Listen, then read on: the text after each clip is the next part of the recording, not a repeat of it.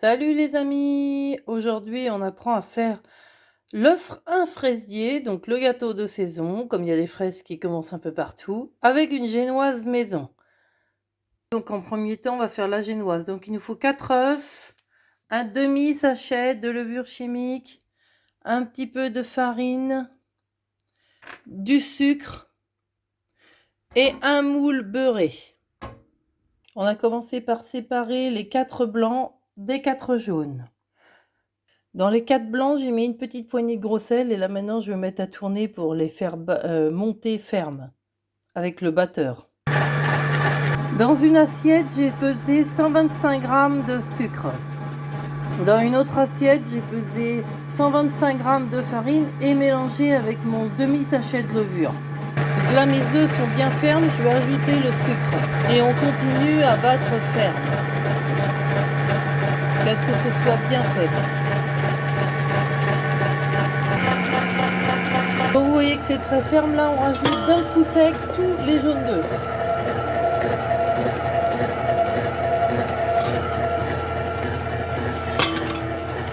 Et aussitôt le mélange farine levure par petites pluies.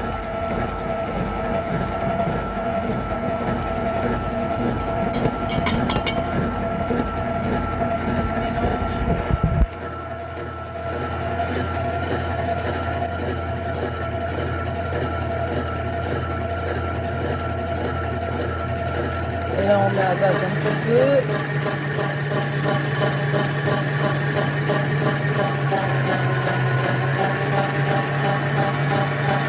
Dès que vous voyez que c'est mélangé, on arrête le robot pour pas que ça se retombe. Donc voilà notre génoise, du coup on va la mettre dans le moule beurré. Et on envoie ça cuire pendant 20 minutes à 180 degrés dans un four évidemment qui a été préchauffé. Donc pendant que notre génoise cuit, on va s'occuper de la crème pour les fraisiers.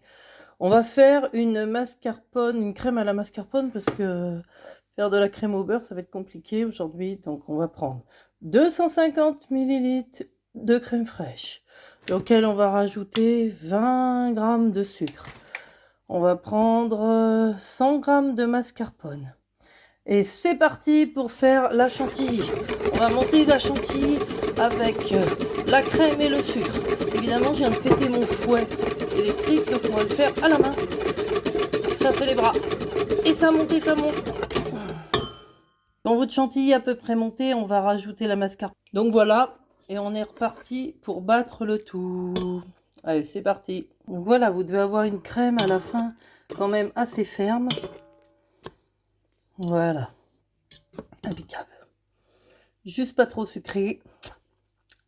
Impeccable. Du coup, pendant ce temps-là, on va s'occuper de nos fraises. On va les laver, on va les équeuter et on va les couper en petits morceaux. Vous avez vu comme ces fraises sont très belles. Elles viennent d'un petit maraîcher auprès de Rennes. D'ailleurs, si vous habitez auprès de Rennes et que vous voulez vous faire des petits paniers légumes, la patronne est sympa, c'est normal, c'est ma sœur. Et n'hésitez pas à aller sur internet, elle a un site internet où vous pouvez commander des paniers de légumes. Ça s'appelle 1, 2, 3 légumes, laissez-vous faire, vous aurez que de la qualité là-bas, que du bon. Du bio, c'est du très bon. Allez-y, faites-vous plaisir, c'est la saison.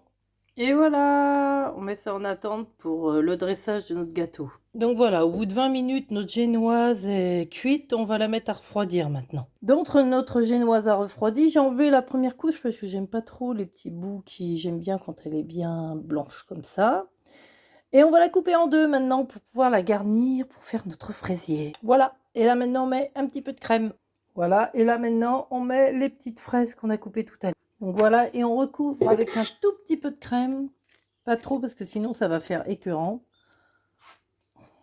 Et on ajoute par-dessus donc le deuxième disque de génoise. Alors moi je ne l'ai pas imbibé parce que ma génoise est fraîche. Si vous la faites la veille, n'oubliez pas de l'imbiber, c'est encore meilleur. Avec un petit sirop romé là ou au Cointreau, c'est délicieux.